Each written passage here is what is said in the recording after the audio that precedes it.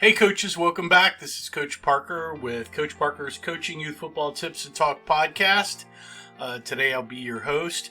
Hey, today we're going to talk more about youth football terms and vocabulary. I've got 10 more words here in this series of vocabulary words. So before we get started though, if you get a chance, please subscribe to the podcast, video podcast. That really helps out in the search engines and the popularity of the podcast. So subscribe, like, comment, all that good stuff if you have a chance. It's free and helps me out a ton. So let's get right into the youth football terms and vocabulary. This is episode 2. I'll have a link to episode 1 in the description below if you want to take a look at that, or you can search it out on your podcast service. So I got 10 terms today, so let's start out with the line of scrimmage. And this one is, you'll hear somebody say LOS, or you'll see LOS. That means line of scrimmage. There's actually 2 lines of scrimmage. They're imaginary horizontal lines that are parallel to the goal line that basically are the front and back tip of the football. Those lines run through that. And that space between those 2 lines of scrimmage is called the neutral zone. If you've ever heard of defenses in the neutral zone at the snap, that's that 12 to 18 inch space between the 2 lines of scrimmage. So the line of scrimmage at the farthest tip of the football that points toward the defense is the defensive line of scrimmage, which they can't cross. And then the offensive line of scrimmage is the closest tip of the football to the center or the offense, and that's the offense's line of scrimmage. But basically you're looking at the tip of the football is kind of what everybody, if you're not trying to get too quirky about the neutral zone or whatever, the front tip of the football is usually the what everybody thinks of as the line of scrimmage. So that's the line of scrimmage. Let's see. Number 2 is safety. And there's 2 safeties definitions in football. One's a defensive safety to score, and the other is a safety position. So let's talk about how to score first. So if you're just saying a safety, this is usually a 2-point play for the defense, and that's where the offense has ended their play in the end zone. They've gotten tackled, or they kneeled or ran out of the end zone, or maybe a penalty has occurred against the offense, and it's like the ball has been called dead within the end zone. And that's usually a 2-point play that's given to the defense for that particular occurrence. And that's what they call a safety, and the referee will hold his hands up and put his hands together, pointing straight up to the clouds. And then that's called the safety. And then the offense will have to punt from their 20, basically giving the defense the ball back.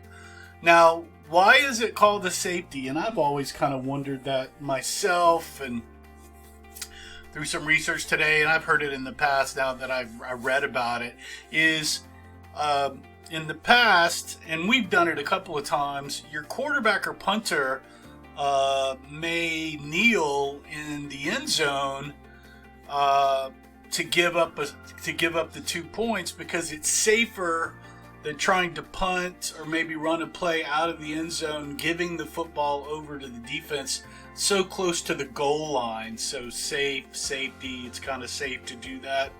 That's kind of the way it was thought of in the past and how it's kind of got its name. Now the other safety in football is a defensive safety, either a free safety or a strong safety. If they're running 2 safeties, you would have a free safety, which is the deepest, and a strong safety, which is kind of an in-between safety. It's kind of like a linebacker kind of person, but he may be as deep as the free safety. But they're basically defensive backfield players. They play 10, 15, 20 yards deep, depending on what they're trying to do in their pass coverage. And the safety or safeties are the last line of defense players to try to save any touchdowns or any plays that may come at them. So they want to save any deep plays by the offense. That's the safety term. Usually there's one safety. Some, if they're more pass oriented, there'll be two safeties. Like again, their names are free safety and strong safety. They're usually very fast. They're very good open field tacklers and have excellent pass coverage skills. And a lot of times, especially in youth football, your free safety might be, there might only be one, and he might be your best open field tackler and fastest kid on the team. A lot of guys will use that particular strategy. That way no one can ever score on one long play because maybe your fastest and best player is playing safety there. So there's that too. So that's what a defensive safety is versus a scoring safety. Let's get to number 4, an interception. An interception occurs when a defender catches an offensive forward pass. So if the quarterback throws out to his receiver and the defensive guy catches the pass, that's an interception. In the past, that also was called interception, even though he didn't catch it. But in modern terms, the defender is actually going to catch the football and then try to then advance the football and try to score. And that's an interception. At the end of the interception play, the defense, who kind of became offense within the interception, retains possession of the football, and their offense will come on the field and take over on downs. So, that's one way the defense can score is through an interception, along with the term we just defined up there as a safety. Let's see. Our next term is backfield. Now, this is during an offensive play or a formation. There's usually 4 offensive players that can be aligned behind the line of scrimmage, which we defined earlier, being in the back of the offensive line of scrimmage. And so there's usually 4 players that can be in the backfield, which is off the line of scrimmage. And these players, there's 4 main players that you've always heard about that are in the backfield mostly. There's a quarterback, tailback, wingback, fullback. Tailback and halfback, you may hear those are kind of synonymous there, or they may have flipped a fullback for a tailback. But there's usually only 4 guys in the backfield, otherwise it's a penalty, and you can have as many guys on the line of scrimmage. Actually, a lot of folks don't know that. Except for one that's got to get the snap. But in the backfield, there only can be 4. Our next term is quarterback. In modern football, this is kind of the primary offensive backfield position who receives the snap from center. He's basically the leader of the offense, play caller. He's the main ball handler, manager, and your primary passing back. This position has gotten to be especially in pro football, kind of the main premier offensive position. You can hear, all the quarterback politics that goes on and all the radio podcasts and shows about, what quarterback's getting traded, who's going to be the starter. Right now, Tom Brady, Aaron Rodgers, kind of the big quarterbacks right now. In the past, the quarterback was also closest to the football in the backfield to be the handler manager who would pitch or hand off. And in the single wing offense, he was kind of used as a sniffer or a blocking back. So it's kind of evolved from pass into more of this premier position. In youth football, for me, since I'm not a primary passing quarterback, because youth football, it's kind of hard to do until 11U, 12U with travel teams. The quarterback for me is more of a manager, ball handler, and leader, and somebody that's not going to fumble the snap, so I can hand off to my primary running backs or pitch to my primary running backs. The next term is running back. This is usually your 2 or 3 other offensive backfield positions other than the quarterback that can carry the football, block, or receive passes. Mainly, when you hear running back, he's going to be a primary ball carrier like the tailback, fullback, or halfback.